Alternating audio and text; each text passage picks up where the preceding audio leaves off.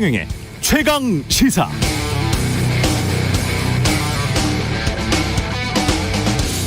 네, 출입 기자들 코로나 감염으로 인해 중단됐던 대통령의 약식 회견이 하루 만에 재개됐다는 소식이 있었습니다. 대통령이 기자들 이렇게 자주 만나서 현안에 대해서 솔직하게 이야기하는 것, 저는 기본적으로 찬성합니다. 다만 모든 건 때가 있는 것이고 무엇보다 진실해야 합니다. 성경에도 나온 것처럼 뭔가를 찢어야 할 때도 있지만 찢어놓은 것들을 봉합해야 할 때도 있고요. 침묵을 지켜야 할 때도 있지만 말해야 할 때도 있습니다. 맹자도 그렇게 말했습니다. 선비가 말해서는 안 될 때 말하는 것은 말로 무언가를 취하려는 것이다. 말해야 할 때 말하지 않는 것은 말하지 않음으로써 낚으려는 것이다.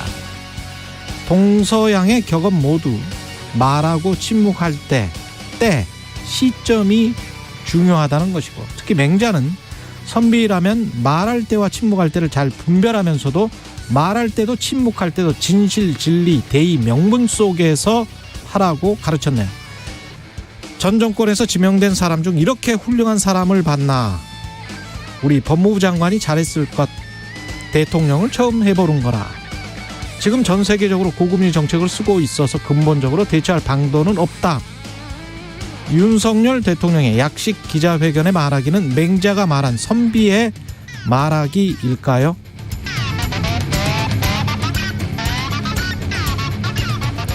네, 안녕하십니까. 7월 13일 세상에 이익이 되는 방송 최경영의 최강시사 출발합니다. 저는 KBS 최경영 기자고요. 최경영의 최강시사 유튜브에 검색하시면 실시간 방송 보실 수 있습니다. 문자 자면은 짧은 문자 50원, 긴 문자 100원이 드는 샵9730 유튜브 무료 콩 어플 많은 이용 부탁드리고요. 이번 주 청취율 조사 계속 진행되고 있습니다. 최경영의 최강시사로 다양한 질문, 의견 보내주신 분들 중 추첨을 통해서 시원한 커피 쿠폰 보내드리겠습니다. 오늘 인터뷰 국민의힘 조경태 국민의힘 의원과 당대표 중징계 사태 그 후 좀 알아보고요. 8.28 전당대회 최고위원 출사표 낸 정청래 더불어민주당 의원 만나봅니다.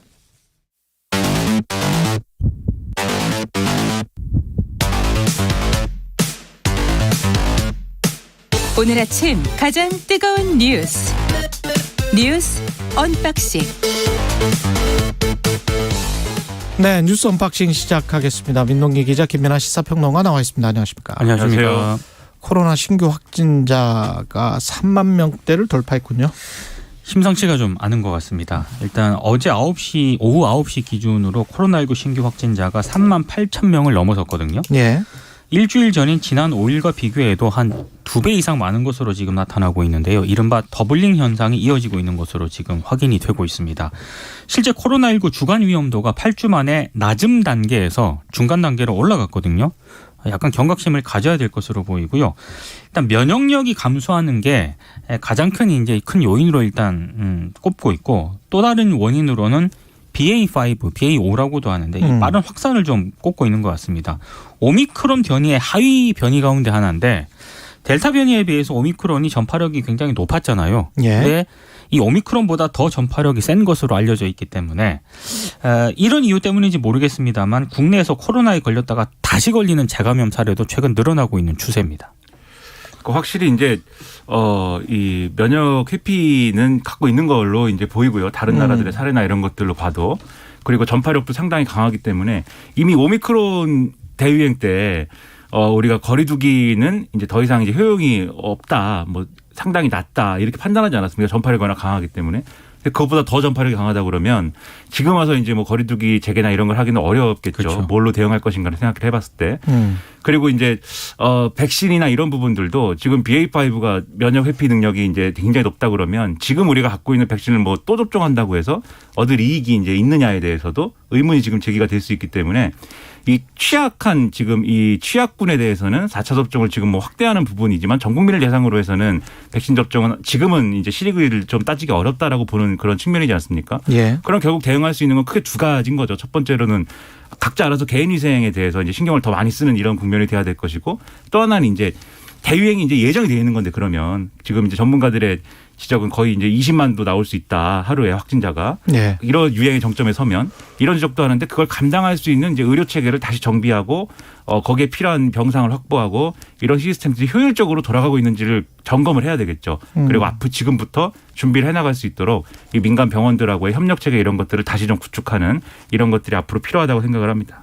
지금 유럽에서 다시 BA5가 시작된 걸로 보이고 이게 어떤 나라도 지금 전 세계 선진국 어떤 나라도 다시 거리두기를 해야 되지 않을까 그런 이야기를 하는 나라는 없는 상황이잖아요. 그렇죠. 네, 돈은 이미 다 풀었고 자산 가격은 지금 폭락하는 상황에서 뭐 어떻게 해볼 수가 없습니다. 사실은. 네. 예, 중증화율이랄지 사망률이랄지 이런 것들만 좀 낮추는 노력. 그래서 EU에서는 60세 이상 4차 접종하기로 했고요. WHO도 전 세계 코로나 비상사태가 아직 끝난 게 아니다. 사무총장의 이야기고 바이든 대통령도 코로나 아직 안 끝났다. 계속 이야기를 강조를 하고 있습니다. 증상을 보니까요. 일반적인 감기 증상하고 비슷하더라고요. BA5는. 콧물 흐르고 두통이 있고. 근데 이게 폐 쪽으로 들어가서 막 숨쉬기 곤란하고 그다음에 이 우리가 미각이 잃는다 그랬잖아요. 네. 그렇죠. 예. 원래는 이제 그런 델타 거였죠. 뭐 이런 것들이. 근데 네. 그거는 없더라고요. 그렇습니다. 예. 그래서 그런 그 증상의 차이가 있다. 그런 것들. 그다음에 너무 치명률이랑 이런 것들은 비슷한 것 같으니까요. 너무 또 패닉에 빠지실 필요는 없을 것 그렇죠. 같습니다. 지금까지는 예. 이제 말씀하신 대로 중증화율이나 치명률은 비슷한데 음. 또 일부 전망은 좀 더 낮아질 수도 있다. 아직까지 확인이 된 건 그렇습니다. 아니지만 예. 전문가들 그 얘기를 하고 있기 때문에 예. 말씀하신 대로 너무 걱정할 필요까지는 없지만 예. 그래도 개인 위생이나 이런 것들은 잘 챙겨야 되겠습니다. 예, 지난번에 델타 오미크론 똑같이 너무 걱정할 필요는 없습니다. 예, 지금 상황에서 우리가 할 수 있는 것만 최선을 다하면 되겠습니다. 윤석열 대통령 출근길 약식 회견 하루 만에 재개를 했습니다. 어제 예정에 없이 즉석에서 이루어진 것으로 일단 언론들이 보고 있습니다. 예. 기자들한테 먼저 인사를 했고요. 다만 좀 차이점은 평소보다 한 5m 정도 더 떨어져 가지고 기자들이 이제 큰 소리로 질문을 하고 윤 대통령이 답을 하는 그런 상황이었는데 어제 두 가지 질문이 나왔거든요. 코로나 상황에 대한 질문하고 경제 위기 상황에 대한 그런 질문이 나왔는데 답변은 굉장히 원론적이었습니다. 근데 이제 관심은 왜 안 한다고 했다가 다시 재개를 했느냐 이건데 언론들 보도 내용을 보면 국정 지지율 하락 때문에 그동안 또 도어 스태핑과 관련한 여러 또 발언 논란도 있었고 이런 것들 때문에 갑자기 중단한 것 아니냐 이런 좀 비판이 나오지 않았습니까? 예. 이 비판을 불식하려는 그런 의지가 있는 것으로 보인다라는 평가가 나오고 있고요. 실제로 뭐 어떤 언론 보도를 보니까 그 천공 스승이 있지 않습니까? 지난달에 예. 도어 스태핑 하지 말고 일주일에 한 번씩 기자회견 해라. 뭐 이런 방송을 또 했더라고요. 유튜브에. 그러니까 별 얘기가 다 나오다 보니까 갑자기 재개한 것 아니냐 이런 얘기까지 나왔습니다. 일단 여권에서는 윤 대통령의 국민소통 의지다 이렇게 좀 긍정적으로 평가를 한 반면에 민주당 같은 경우에는 워낙 비판이 나오니까 결정을 번복을 한 것이다라고 또 지적을 하고 있습니다. 근데 여권 일각에서도요. 여전히 우려가 계속 나오고 있긴 합니다. 정진석 국회 부의장 같은 경우에는 SNS에 긍정적으로 평가를 하면서도 이거 꼭 필요한지는 잘 모르겠다 이렇게 쓰기도 했고요. 이진숙 전 대전 MPC 사장 있지 않습니까? 윤석열 후보 캠프 시민사회 총괄본부 대변인을 맡은 적이 있었는데 도어 스태핑은 굉장히 유감이다. 대통령이 국정 현안에 대해서 의견을 밝혔을 때는 거의 최종적인 것이어야 된다. 또 이런 글을 SNS에 쓰기도 했습니다. 저는 뭐 이게 어떤 정치적 의미라든가 의도라든가 또는 뭐 말씀하신 이제 유튜브 뭐 이런 거는 뭐 사실 주변적인 이제 논란 또는 이제 과도한 해석 또는 뭐 정치적인 어떤 해석 뭐 이런 거일 수 있고 어제 상황은 다소 이제 이 즉흥적인 것이 아니었나 싶어요. 이게 방침은 대통령실의 방침은 어쨌든 이 도어 스태핑을 코로나19로 이 우려 때문에 중단하자라고 한 것인데 기자들이 굳이 나가서 거기 서 있었던 거잖아요. 대통령 출근하는 길에 그게 이제 기자단이나 이런 쪽에서 이제 정리를 그렇게 한 거겠죠. 그 놔두는 걸로 기자들이 가도 제재하지 않는 걸로. 그 이제 대통령이 출근을 하면서 그 기자들을 마주칠 것인데 그때 그러면 답을 할 것이냐 아니면은 안 하기로 했으니 오늘은 갑니다 하고 갈 것이냐는 대통령의 그 순간의 선택이었던 것일 텐데 대통령은 답을 한 거죠. 그러니까 이게 도어 스태핑이 재개됐다 이렇게 온 건데 저는 이게 도어 스태핑을 어쨌든 하는 거는 저는 상당히 긍정적이다라고 계속 생각을 해왔고 어제도 이제 하기로 하는 게 좋다 안 하는 것보다는 라고 생각은 하지만 이게 안 하기로 한 이유는 분명히 있는 거잖아요. 코로나19라는 상황 때문에 기자단에서 이 확진자가 발생을 했기 때문에 이 부분과 관련돼서 여러 가지 안전이나 이런 것들을 고려해서 안 하기로 한 건데 좀 이걸 또 즉흥적으로 이제 하기로 한 것 자체는 이게 좀 매끄러운 의사결정의 과정은 아니다 좀 이런 생각이 들고요.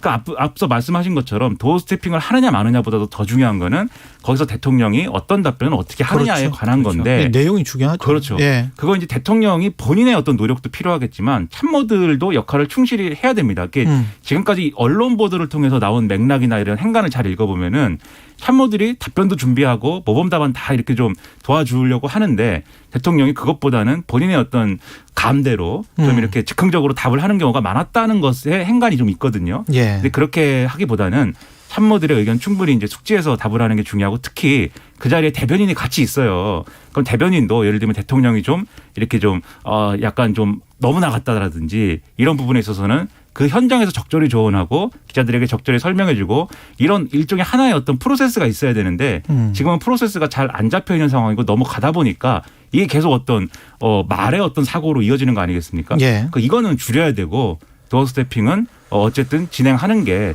좋고 다만 코로나19는 이것이 확산될 수 있지 않도록 하는 대안을 마련하는 게 중요하다 이런 생각이 많이 듭니다. 예.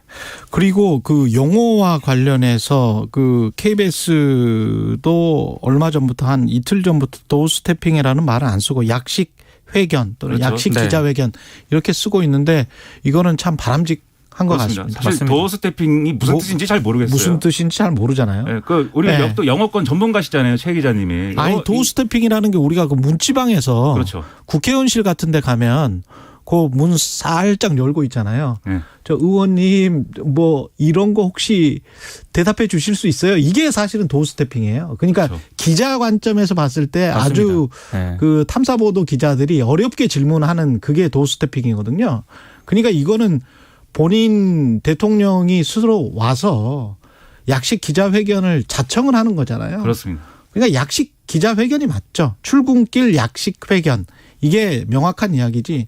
도어 스태핑은 의미로도 전혀 말이 안 되고 해괴한 영어입니다. 그래서 역시 이거는 영어권 전문가의 예. 해설이 네, 정확하겠죠. 해괴한 영어이기 때문에 쓸 필요가 없습니다. 실제로 약식 언론 회견이 맞습니다. 학자들 몇몇 분들이 SNS에 글을 올린 거 봤는데 도어 스태핑이라는 용어를 가급적 쓰면 안 된다라고 또 지적을 하기도 하더라고요. 그렇죠. 앞으로 예. 약식 회견이라고 하겠습니다. 예. 약식 기자회견. 예. 윤석열 대통령과 윤핵관. 이것도 윤핵관도 지금 언론에서 계속 이렇게 부르니까 저도 계속 부를 수밖에 없는데 하여간 윤석열과 친한 핵심 관계자들 뭐 이런 말입니다. 예. 주말에 회견을 하고 만찬도 했다고 합니다. 그러니까 지난 10일입니다. 예. 권성동 지금 직무대행이죠. 윤한홍 의원을 비롯해서 이른바 윤핵관들과 저녁을 함께 하면서 이준석 대표의 당원권 정지 6개월 징계 처분에 대한 수습책을 논의를 했다는 겁니다. 근데 이게 굉장히 재미있는 게요. 오늘 조선일보를 보니까 원래 대통령실은 비대위 체제라든가 조기 전당대회를 통한 새로운 지도부 구성을 원했다라고 합니다. 그러니까 직무대행 같은 경우에는 6개월 뒤에 이준석 대표가 복귀할 여지가 있기 때문에 그것보다는 뭐 비대위 체제로 가는 게 좋겠다라는 그런 거였는데 근데 권성동 직무대행이 윤 대통령과 만난 자리에서 지금 이준석 대표의 6개월 당원권 정지가 이른바 권위가 아니라 사고다. 그래서 직무대행 체제로 갖는 게 맞다. 이제 이런 의사를 전달을 했다는 거고요. 여기에 대해서 윤석열 대통령이 수긍한다는 뜻을 밝혔다라는 겁니다. 이후에 다 아시겠지만 그 다음 날인 11일 뭐 최고위 초재선 중진 모임을 거쳐서 의원총회에서 직무대행 체제를 추인을 받지 않았습니까? 그래서 나왔던 얘기가 이게 권성동 직무대행 체제에 윤심이 좀 반영이 된 것 아니냐 이런 해석이 나왔는데 근데 친윤계 일각에서는요 반론도 있습니다. 권성동 직무대행이 오히려 윤심을 이용했다 이런 비판인데 이게 왜냐하면 그냥 윤 대통령은 그냥 당이 알아서 해라 이렇게 원론적으로 얘기를 했을 뿐인데 이거를 지금 마치 직무대행 체제에 윤심이 반영이 된 것처럼 권성동 원내대표가 이용을 했다. 이제 이런 비판인 겁니다. 호인가? 그러니까 이게 사실 이 초미의 관심사는 예를 예. 들면 국민의힘 내에서 권성동 원내대표가 이 당대표는 지금 이제 사고 상태이고 그렇기 때문에 내가 이제 직무대행을 하는 것이고 그리고 조기 전당대회는 불가능하다라는 설명을 할 때 반발하고 싶은 마음들을 다 갖고 있었을 거거든요. 당권자들도 그렇고 친윤계 의원들도. 그런데 이 얘기가 나올 때 그런데 대통령에게도 이 내용을 보고했다라는 설명이 곁들여지면은 그거는 반발한 성격의 것이 아니게 되는 거거든요. 자연스럽게 지금 상황에서는. 그래서 저도 이제 평론가의 입장에서 볼 때 권성동 원내대표가 저렇게 조기에 상황을 정리하면 좀 논란이 있을 것 같은데라고 생각했는데 별 논란 없이 그냥 쭉 지나와서 지금 끝나버렸습니다. 이 그렇죠. 얘기가. 예. 그러면 당연히 이제 아마 당내에서 국회의원들은 이 윤심에 대한 어떤 고려를 했을 텐데 근데 지나고 보니까 이게 권성동 원내대표가 윤석열 대통령을 만나서 이 윤석열 대통령의 윤심을 확인을 해가지고 했다기보다는 일종의 보고를 하고 그 보고에 대해서 보고의 근거가 또 당원 당규상 이렇습니다라고 그렇죠. 하는 거면은 윤석열 대통령이 그런 거 신경 쓰지 말고 그냥 조기 전당대회 해 이럴 수가 없는 거잖아요. 그러니까 이 상황을 적절히 이용한 거 아니냐 이제 뒤늦게 이제 이런 얘기 나오는 건데 또 하나 이제 눈여겨 볼 만한 점이 이 만찬 자리에 이 일부 보도를 보면은 장제원 의원도 초청을 받았다라는 거거든요. 근데 선약을 이유로 해서 가지 않았다라는 거고 그 선약이라는 거는 부산시장이랑 밥 먹었다며요. 그렇죠. 예. 장제원 의원은 지역구가 부산이고 예. 부산시장하고 밥을 먹었다라는 거죠. 예. 근데 이게 또 상식적으로 생각을 해볼 때 대통령실에서 초청을 했는데 나는 부산시장을 만나야 되니까 안 갑니다. 라고 할 수 있는 정치인이 얼마나 있을까요? 그러니까 네. 용기가 있다. 아니 근데 오늘 중앙일보 보도를 보면은요. 굉장히 예. 좀 중요한 게 장제원 의원하고 예. 권성동 원내대표가 흔히 말해서 이준석 당원권 정지 6개월 그 징계 있지 않습니까? 그걸 두고 장제원 의원 같은 경우에는 비대위 체제로 가야 된다. 이런 의견을 제시를 했다는 거고 그렇죠. 권성동 원내대표는 그게 아니었던 거죠. 그 비대위 체제로 가야 된다라고 하는 게 장제원 의원이랄지 김기현 전 원내대표랄지 이런 분들은 좀 빨리빨리 이준석 체제에서 멀어졌으면 좋겠다 이런 거 아니에요? 그렇죠. 그렇죠. 예. 이번 기회에 정리할 거 확실히 정리해야지 6개월 후에 복귀할 가능성 남겨놓는 거 안 된다라는 의견일 텐데 근데 만약에 초청을 받아서 권성동 장제원 이렇게 있는 그림이었다라고 하면 싸움 났을 수 그렇죠. 있죠. 권성동 원내대표가 이 보고를 할 때 당연히 반대하거나 다른 얘기를 했겠죠. 그럼 상황이 복잡해졌을 텐데 아마 그 상황을 피한 거다라고 볼 수 있는 그런 행동이고 네. 그러면 그 전에 사실은 페이스북에 영원한 형님이십니다. 뭐 이러면서 권성동 의원한테 그렇게 이야기를 했잖아요. 그렇죠. 그 자기 모임을 할 때 그러니까 네. 꽤 맞춰지네. 그렇죠. 그러니까는 어느 정도 권성동 원내대표의 충돌은 피하면서도 어느 정도의 이제 할 수 있는 어떤 여지를 두는 건데 결과적으로 근데 이 상황이 보여주는 건 뭐냐면 당에서 이러저러하게 하기로 했고 제가 이렇게 하기로 했습니다를 보고해야 되는 권성동 원내대표의 입장과 그렇죠. 굳이 그 자리에 안 가도 되는 장제원 의원의 입장을 생각해 보면 당내 타이틀은 없으니까요. 그렇죠. 예. 누가 더 대통령하고 실질적으로 가까운가가 좀 드러난다고 저는 생각을 합니다. 윤심은 과연 어디로 가 있는가?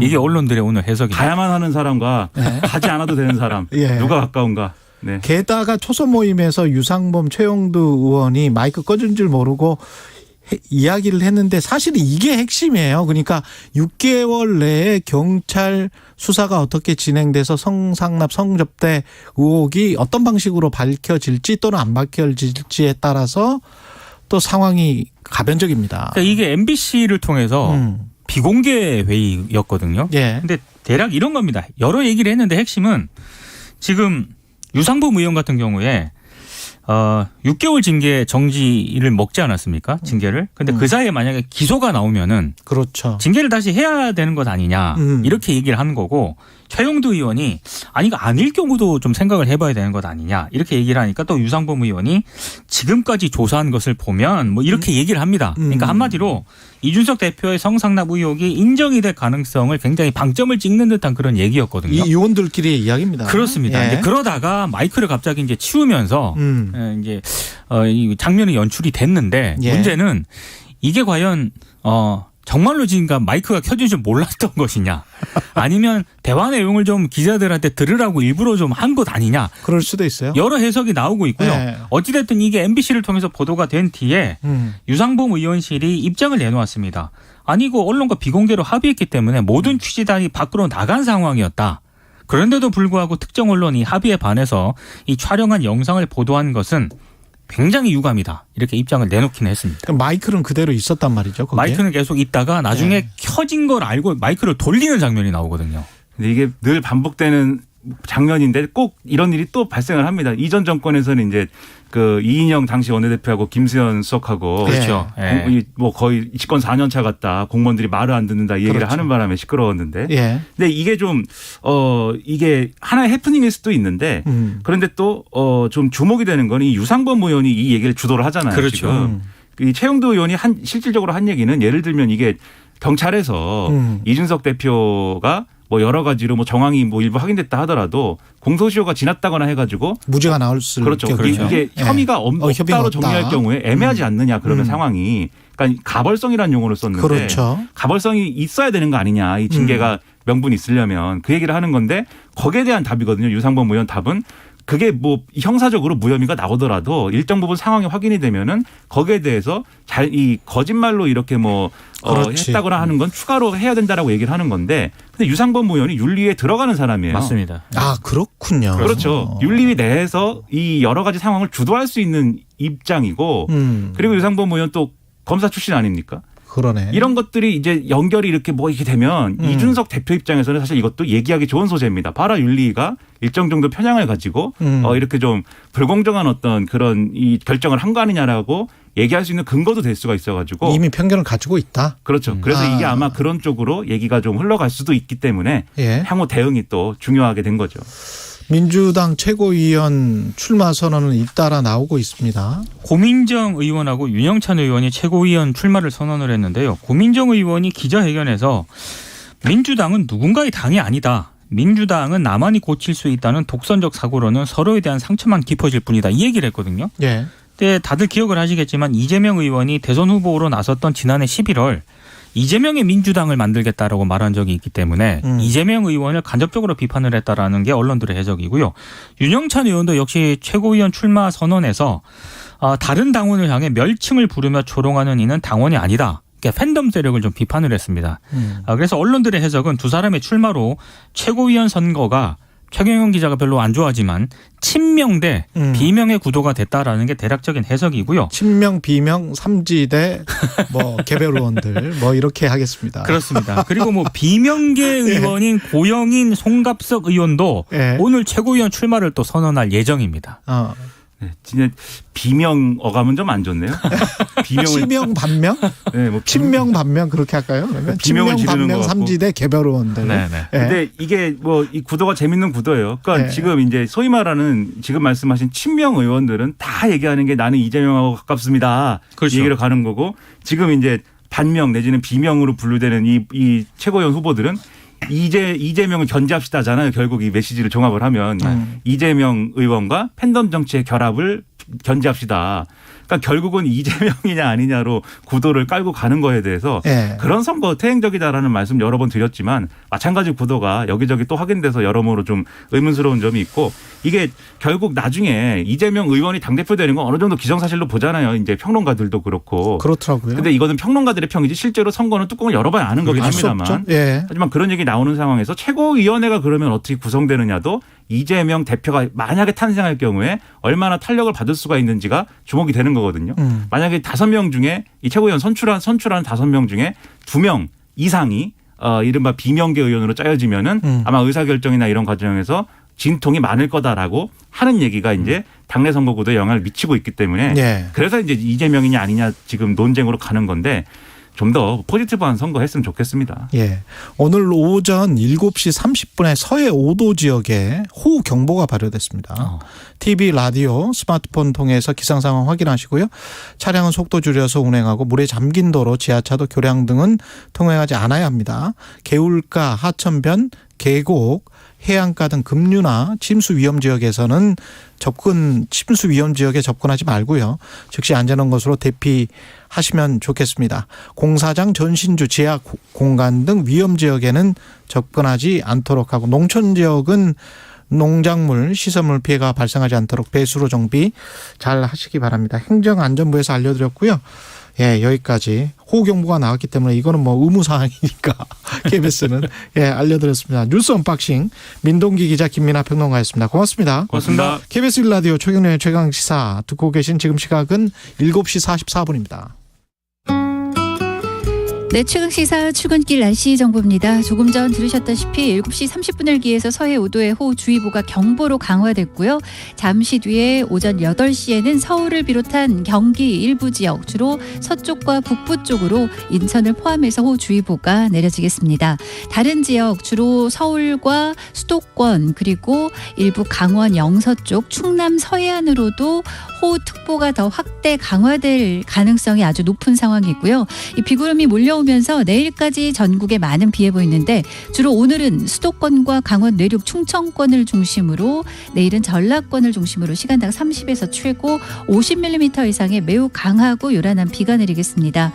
내일 오전까지 정체전선의 영향으로 이렇게 전국에 장맛비가 지나면서 중부지방 대부분과 전라 경북권은 30에서 100, 많은 곳 150mm 이상의 비가 지나겠고요. 그 밖의 지역은 10에서 60mm의 강우량이 예상됩니다. 내일 비가 그친 뒤로는 오후에 소나기가 모레 금요일도 전국에 소나기 예보가 들어있고요. 오늘 중부 서해안은 바람도 강하게 불겠습니다. 기온은 서울이 26도에 머물면서 낮 기온이 많이 떨어지겠고요. 대전, 대구 28도, 광주 29도 정도지만 폭염특보가 내려져 있는 제주나 전남 일부는 오늘도 무더워서 제주가 34도까지 오르겠습니다. 현재 서울 기온 25.2도입니다. 지금까지 최강시사 출근길 날씨 정보 최영우였습니다. 계속해서 이 시각 교통 상황입니다. KBS 교통정보센터 오수미 씨가 정리해드립니다. 네, 이 시각 교통정보입니다. 현재 출근길 곳에 따라 빗길인 구간들이 있어서 운전하시는데 주의를 기울여 주셔야겠습니다. 먼저 경부 고속도로 서울 방향으로는 기흥 부근 3차로에 사고가 났는데요. 여파로 정체가 되고 있습니다. 더 가서 금토분기점에서 반포까지 11km로 긴 구간에서 막히고 있고요. 같은 서울 방면 영남권에서는 양산에서 밀리기 시작했습니다.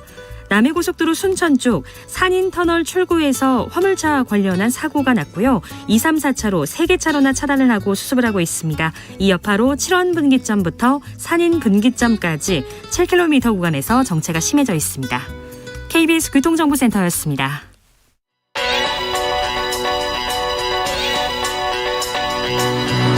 최강시사 박대기의 눈. 네, 최경영의 최강시사 박대기의 눈 시간입니다. 스리랑카 상황이 심상치가 않은데 지금 대통령 관저하고 뭐 이런 소식들은 다 보셨을 거예요. 영상도. 우리에게 시사하는 바가 뭔지 박대기 기자와 알아보겠습니다. 스리랑카는 우리가 다 잘 아는 국가죠. 이게 불교 국가잖아요. 예, 그렇습니다. 예. 전 국민 70%가 불교도고요. 위치는 인도 밑에 있는 섬 기억하시면 될 것 같습니다. 인도 약간 오른쪽 밑에 있는 섬이고요. 실론티라는 말 들어보셨을 겁니다. 맞아요. 네, 네. 실론이 바로 스리랑카의 옛날 이름인데요. 예. 이 차의 명산지로 유명하고 또 이제 인구는 2,200만 명, 남한 크기 한 65% 정도로 꽤 큰 나라입니다.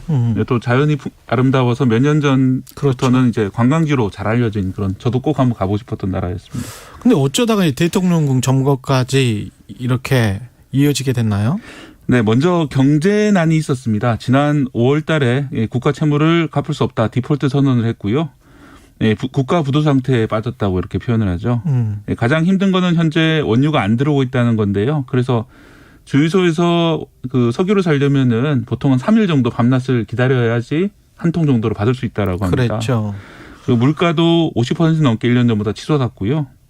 국민 불만이 점차 이렇게 누적되는 상황에서 지난 9일 날 시민 수천 명이 급기야 이제 대통령 집무실과 관저를 습격해서 점거하는 사태까지 벌어진 겁니다.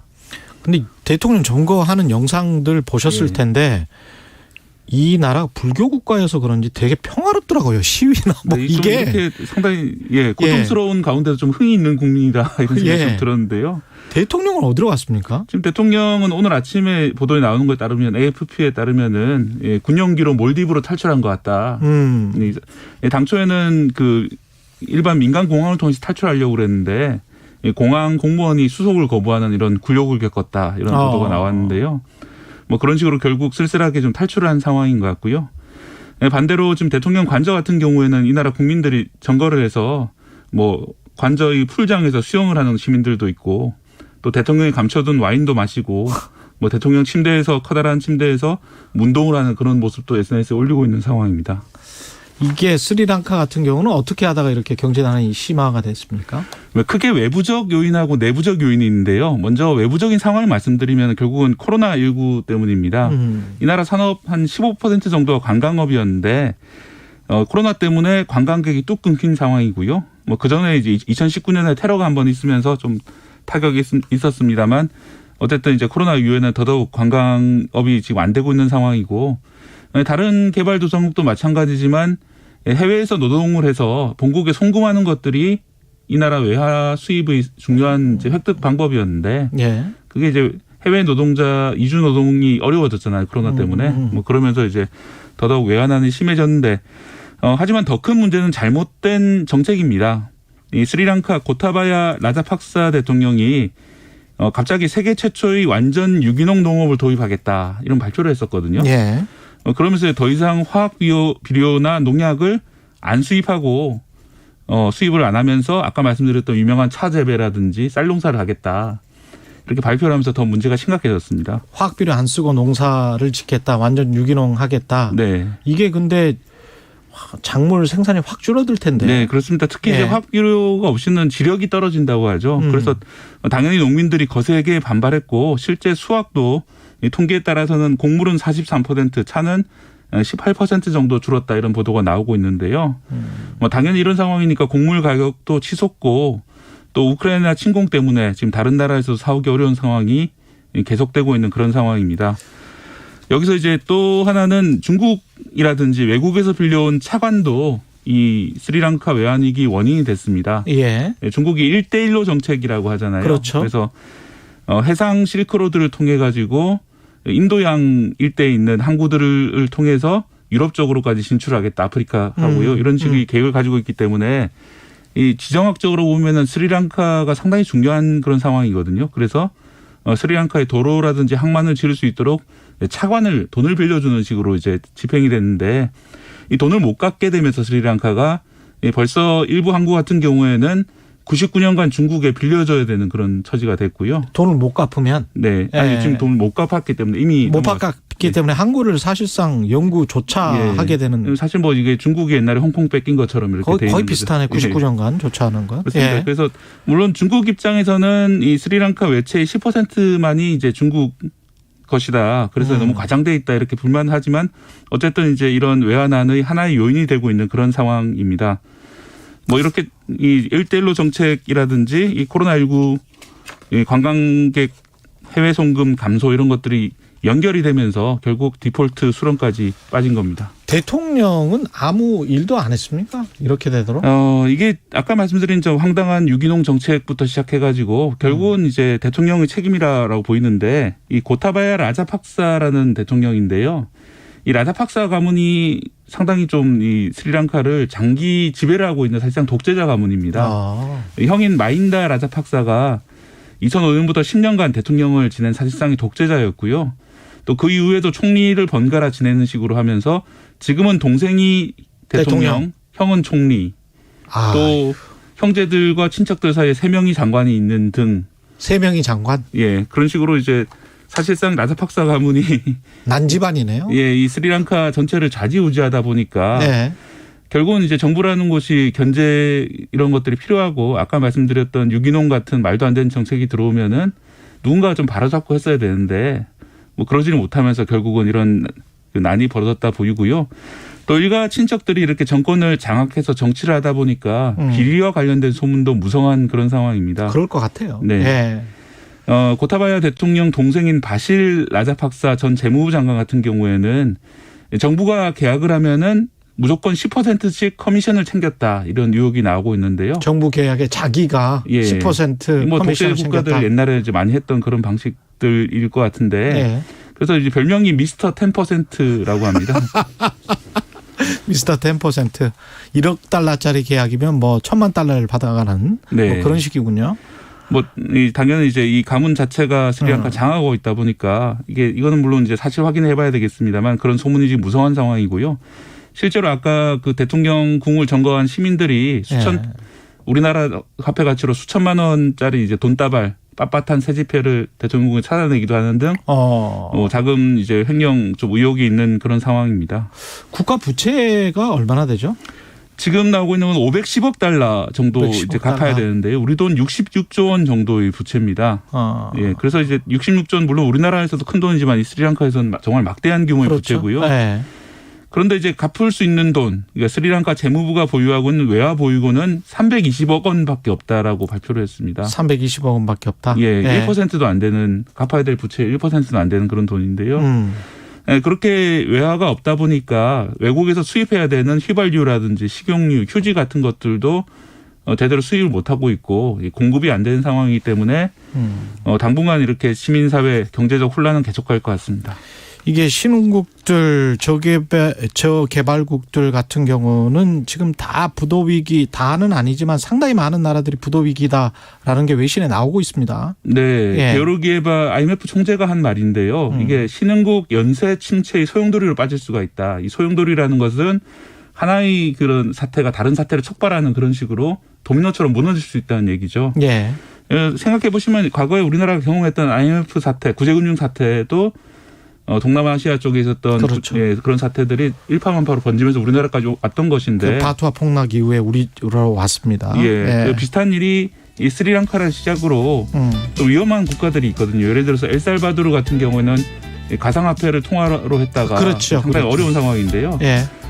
지금 IMF가 거의 끝나가는 시점에 각국이 금리를 올리면서 이런 신흥국에 투자했던 자금들을 회수하면서 상당히 어려운 그런 상황입니다. 예. 박대기의 눈이었습니다. 고맙습니다. 한국형 발사체 누리호의 성공을 발표합니다. 대한민국 우주의 하늘이 활짝 열렸습니다. 엔진 점화, 이륙, 누리호가 발사되었습니다. 2022 KBS 연중기획 기억을 기록하다.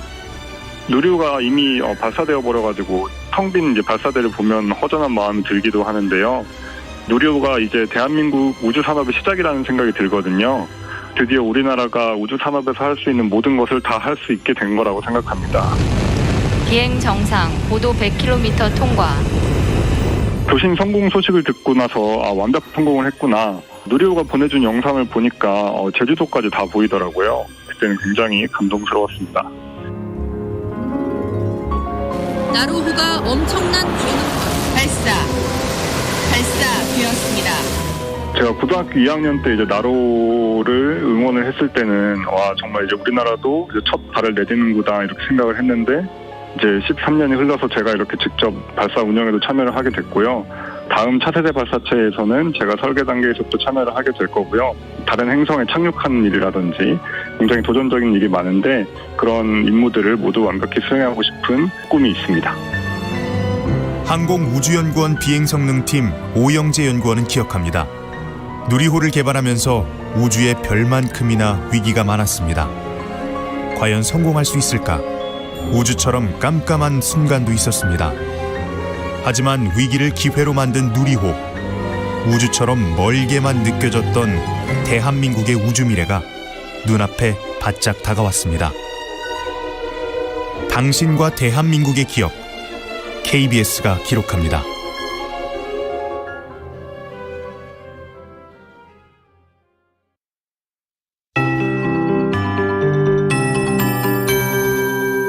KBS 58분 날씨. 서울은 이제 8, 9시 무렵 아주 강한 비가 시작이 되겠습니다. 현재 호우경보가 서해 5도에 발효 중이고요. 호우주의보는 서울과 인천 등 수도권 일부에 내려져 있습니다. 오늘은 주로 이렇게 수도권, 강원 내륙, 충청권을 중심으로 많은 비가 오겠고 내일은 전라권을 중심으로 비가 집중이 되는데요. 시간당 30에서 최고 50mm 이상의 아주 강한 비가 내릴 것이라고 예보가 나와 있습니다. 내일까지 이렇게 주로 비가 내리면서 중부지방 대부분과 전라권 경북권 30에서 100, 많은 곳 경기 북부와 강원 북부 내륙이 150mm 이상 쏟아지겠고 그 밖의 지역은 10에서 60mm가량 비가 지난 뒤 내일 오전에 차츰 그치겠습니다. 이렇게 장맛비가 내일 그치고 나면 내일 오후에는 내륙 일부의 소나기가 모레 금요일도 오전부터 밤까지 전국 대부분 소나기 예보도 들어있습니다. 오늘은 주로 기온이 좀 떨어지는 양상인데요. 서울 26도의 낮 기온에 그치면서 현재 기온이 거의 비슷하게 유지가 되겠고요. 대전, 대구 28도, 광주 29도 등을 예상하고 있습니다. 더위가 대부분 주춤하겠지만 폭염특보가 내려져 있는 제주나 전남 일부는 제주 34도 등으로 오늘도 무덥겠습니다. 현재 서울 기온 25.1도입니다. KBS 58분 날씨 최영우였습니다.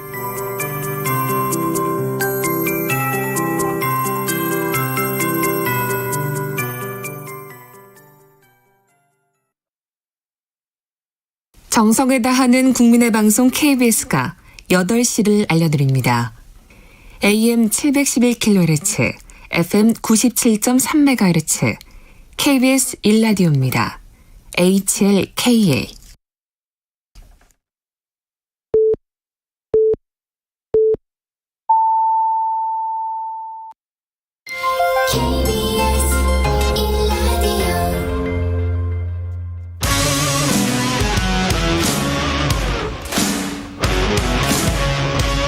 오늘 하루 이슈의 중심 최경영의 최강시사.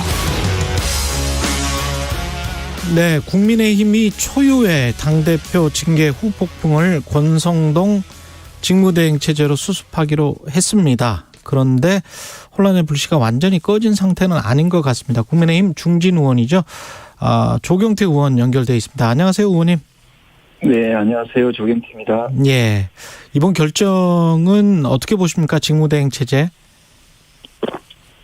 글쎄요, 물론 빠르게 불씨는 끌려고 했는데, 예, 불씨가 여전히 남아 있다고 보고 있고요. 예, 당 대표가 6개월 당원권 정지라는 중징계 사상 초유의 사태지 않습니까? 그렇죠. 이런 상황에서 과연 직무대행으로 6개월을 하는 게 실효성이 있는지에 대한 그런 여러 가지 의문들을 좀 가지고 있거든요. 실효성이라는 거는 구체적으로 어떤?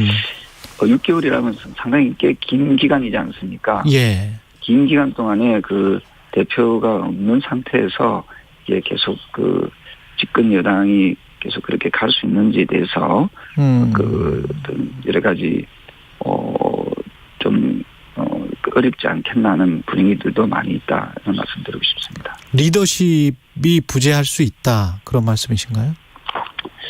어떤 권력이 그 원내대표한테 한 특정 쪽에 한쪽으로 완전히 그 쏠림 현상이 발생하겠지요. 예. 지금 원내와 당 대표는 원래 구분하지 않습니까? 그렇죠. 이게 6개월 동안이나 당 대표의 권한과 원내 대표의 권한을 동시에 가지는 것이 과연 그 민주정당으로서 또 올바른가, 또 권력이 한쪽으로 너무 집중되지 않는가, 그런 우려들도 많이 하는 것 같습니다. 그 조 의원님이 최다선 의원 중에 한 분일 것 같은데, 그러면 비대위 체제로 가야 된다라고 생각을 하세요? 저는 개인적으로 그 당대표가 어쨌든 중징계 예. 다른 상황이면은 저는 당연히 이 부분은 그 어떤 특정한 개인에게만 책임을 돌릴 것이 아니라 이렇게까지 오게 된 부분에 대한 저는 지도부의 공동의 책임을 져야 된다고 보고 있고요. 그리고 또 이것을 빨리 수습하기 위해서는 서로가 좀 자신들의 그 가지고 있는 기득권을 좀 내려놓는다는 그런 마음을 가지고 또 공동의 책임을 져야 된다는 그런 생각을 해야 된다고 보고 있거든요. 그러면 최고위원 총사퇴를 해야 된다? 최고위원 지도부 총사퇴를 하고 그리고 비대위 체제를 구성해서 네. 전당대회 체제로 가서 새 지도부를 뽑는 것이 좋겠다. 그래서 새 술은 새 부대에 담는다는 그런 말이 있지 않습니까? 예. 예, 그래서 좀 더 쇄신하고 좀 더 변화하는 모습, 새로운 모습을 보이려면 새 지도부가 필요하다 하는 생각을 하고 있습니다. 그럼 조기 전당대회를 하면 그 임기는 당대표 임기는 어떻게 되나요? 저는 그거는 당원들의 뜻을 따라야 된다고 보고 있거든요. 예. 지금 이번에 이 문제도 사실은 의총에서만 결정할 것이 아니라 진정한 민주정당이라면은 저는 당원들한테 물어봐야 된다고 보고 있습니다. 그래서 그렇군요. 예. 전 당원 투표를 통해서 당의 진료에 대해서 어떻게 하는 방향성을 가지는 게 좋은지에 대해서는 그 당원 투표를 통해서 저는 정하면 좋겠다. 정하면 된다 이렇게 보고 있습니다.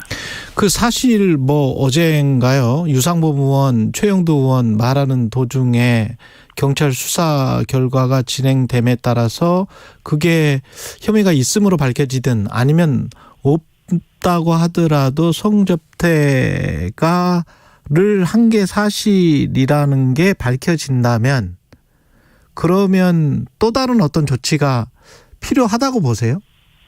지금 상황에서? 네, 그런 논란들이 계속해서 꼬리에 꼬리를 물어서 그런 발생할 수 있는 거 아니겠습니까? 예. 그래서 앞서 말씀드린 불씨가 남아 있을 수 있다 하는 그 갈등의 불씨들이 남아 있을 수 있다 이렇게 보는 거거든요. 예. 그래서 제 생각에는 또 몇 개월 지나고 나서 수사 결과를 보고 또 어떤 그런 여러 가지 논란들이 발생한다면은 결국은 이게 당의 부담이고 지금 현 정부 새로 출범한 정부에 대한 또 여러 가지 또 여당으로서의 그런 부담을 안겨다 주는 것이라고 저는 보고 있거든요.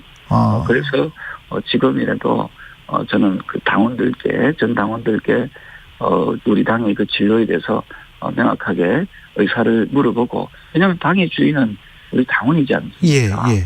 당원들한테 의사를 물어보고 저는 그 당원들의 뜻을 저는 존중할 필요가 있다 이렇게 보고 있습니다. 역으로 본다면 만약에 성접대나 이런 게 없었어요.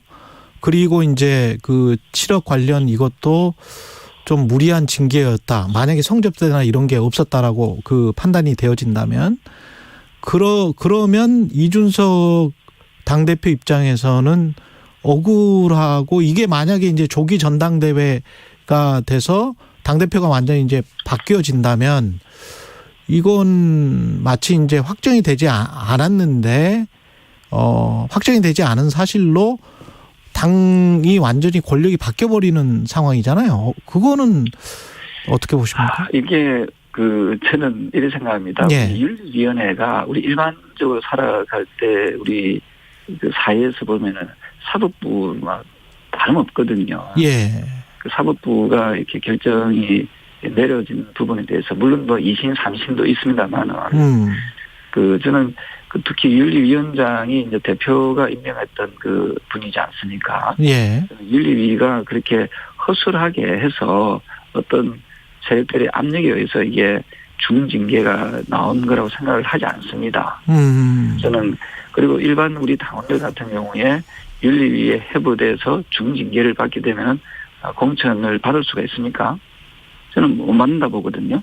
윤리위의 결정에 대해서는 저는 존중할 필요가 있다고 보고 있고요. 예. 다만 이런 과정들에서 소위 말해서 윤핵관이라는 분들과의 여러 가지 그동안에 당대표를 좀 흔들었다는 그런 여러 가지 주장들도 있지 않습니까? 예.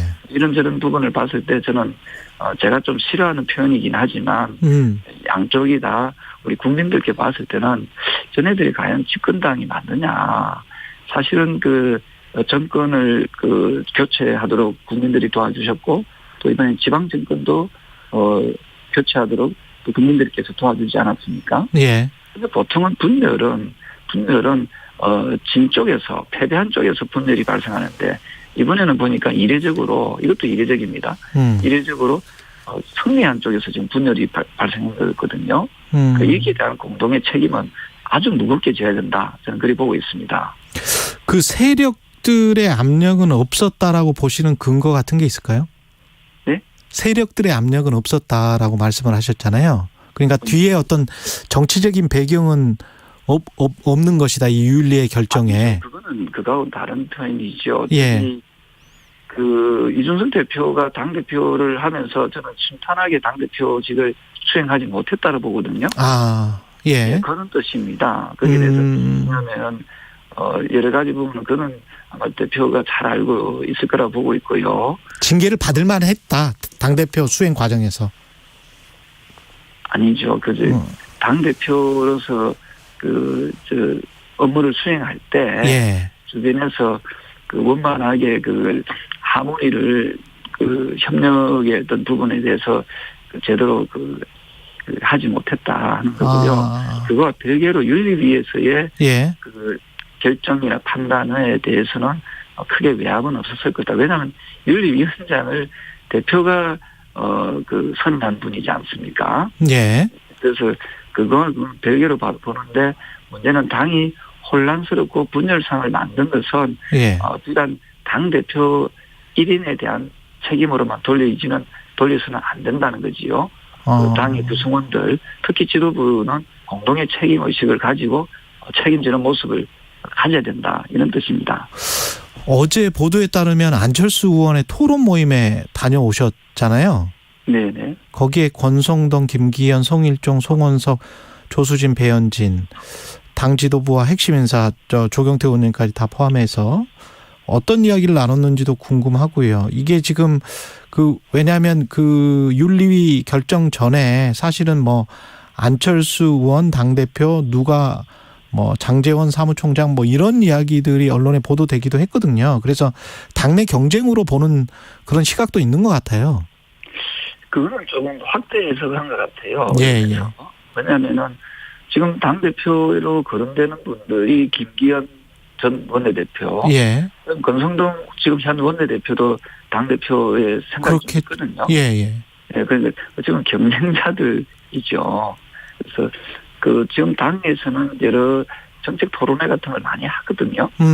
예, 거기에 이제 좀 와달라. 예. 그런 요청이 오면 또 가서 또 인사 처리하러 또 인사하러 또 갑니다. 보통 의원님들이 그렇게 많이 하시거든요. 예. 그래서 그거하고 이거는 조금 더 구분해서 봐줘야 되지 않겠나 이렇게 보고 있고요. 예. 다만 지금 이준석 대표가 중징계를 받은 부분에 대해서 조금 우리 당 구성원들이 앞서 말씀드렸던 대로 좀 무겁게 받아들이고 이것을 좀 당을 좀 쇄신하려고 하는 그런 노력이 잘 안 보이는 거거든요. 예. 그런 노력을 좀 해야 된다. 그런 의미로 받아주시면 좋겠습니다. 그런 말씀이시군요. 그 의원님은 혹시 의원님도 이제 다선 의원이시기 때문에 당대표 경쟁 만약에 조기 전당대회를 하면 출마하실 생각이 있으세요? 예, 저한테 그런 말씀들 권유를 해 주신 점에 대해서는 상당히 감사하게 생각하고요. 예. 이런 부분에 대해서는 지금 저 역시도 많은 분들의 의견을 말씀을 좀 듣고 고민하겠다는 말씀을 드리겠습니다. 지금 당이 쇄신을 해야 된다라는 말씀을 하셨었잖아요. 윤석열 대통령의 지지율도 그렇고 국민의힘까지는 아직은 지지율이 그 정도까지는 영향은 안 미치는 것 같습니다만은 대통령 지지율이 이렇게 많이 빠지고 있는 것은 어떻게 생각을 하십니까? 저는 여러 가지로 해석할 수 있습니다만 가장 큰 어떤 원인 중에 하나를 꼽아라면 결국 인사에 있었다 이렇게 보거든요. 인사에 있었다. 인사를 잘하게 되면 인사가 만사라고 하지 않았습니까? 네. 인사를 잘하게 되면 상당히 좋은 성과물을 얻어낼 수 있고 또 인사를 또 잘 못하게 되면 또 상당히 곤란함에 빠집니다. 그래서 인사가 만사가 될 수 있고 인사가 망사가 될 수도 있거든요. 지금까지의 모습은 상당히 좀 국민들이 봤을 때는 좀 실망스러운 인사가 아닌가 이렇게 해석을 하고 있는 것 같습니다. 앞으로의 인사 좀 시스템을 조금 좀 대폭 좀 개선하고 바꿔야만이 지금 현재 낮은 국정 지지율을 좀 끌어올릴 수 있다 보고 있고요. 그러기 위해서는 어떻게 해야 되느냐라고 했을 때 예. 초심으로 다시 돌아갔으면 좋겠어요. 초심으로? 초심이 뭐였는가 하면은 예. 공정과 상식이었지 않습니까? 그랬죠. 인사를 공정하게 하고 또 상식적인 선에서 인사를 하게 되면은 지금 국민들의 그런 부정적인 여론이 많이 개선될 것이다 이렇게 보고 있습니다. 방향은 대탕평 인사나 대통합 인사 이쪽으로 가야 된다고 보세요? 아니면은? 지금 말씀하신 당평 인사, 대통합 인사란 말은 많이 해왔지 않습니까? 그랬죠. 예. 네, 그것을, 물론 그건 당연한 말씀이고요. 예. 거기다 덧붙여서 방금 말씀드렸던, 공정하고 좀 상식적인 인사여야 된다. 어떤 국민들도 공감할 수 있는 인사여야 되거든요. 예. 예를 들면 이렇습니다. 그 윤석열 대통령이 인사했던 그 국무위원급 중에 보면은 특허청장이 있습니다. 예. 그분은 상당히 여성이면서도 상당히 전문성을 갖추고 있다 보니 상식적인 인사다 보니까 다들 좋은 인사라고 이제 극찬을 했거든요. 예. 그래서 인사를 어떤 내 사람 자기 사람이 아니더라도 좀 정말 전문성이 있고 또 상식적인 그런 인사를 하게 되면 저는 국민들이 좀 공감할 수 있지 않을까 하는 그런 생각을 하고 있습니다. 당에서 그런 목소리가 나왔잖아요. 대통령 사진을 거는 것, 윤석열 대통령 사진을 본청 당 대표실과 대회의실에 거는 것, 이건 어떻게 생각하십니까? 그거는 정말 저 이런 얘기해도 될는지 모르겠습니다만은 예. 시대착오적인 그런 발상이다 이렇게 보고 있습니다. 지금 그 대통령 사진을 지금 그런데 그 신경을 쓸 것이 아니라 예. 오히려 이 폭염과 고물가에 이 고통받고 있는 국민들을 먼저 생각했으면 좋겠습니다. 예, 그래서 지금 우리 그 여당이 조금 더 분발해야 되는 상황이 바로 이런 점이 아닌가 이제 보거든요. 예. 저는 좀 국민의 힘이라면은 국민의 힘당이라면은 국민에게 힘을 주는 그런 정당이어야 되지 국민들의 힘을 빼는 정당이 되어서는 결코 안 됩니다. 오로지 국민만 바라보는 그런 정당이면 좋겠습니다. 알겠습니다. 지금까지 국민의힘 조경태 의원이었습니다. 고맙습니다. 네, 감사합니다. 공정, 공익, 그리고 균형.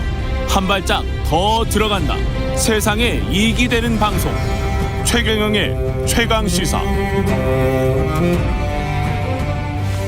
네, 더불어민주당 8.28 전당대회 레이스 점점 가열되고 있습니다. 당대표 출마 의원들 만나봤었는데요. 최고위원 선거도 치열할 것 같습니다. 가장 먼저 최고위원 출마 선언한 정청래 민주당 의원 전화로 연결돼 있습니다. 안녕하세요, 의원님. 네, 안녕하세요. 정청래입니다. 예, 최고위원 출마 선언 왜 하셨습니까?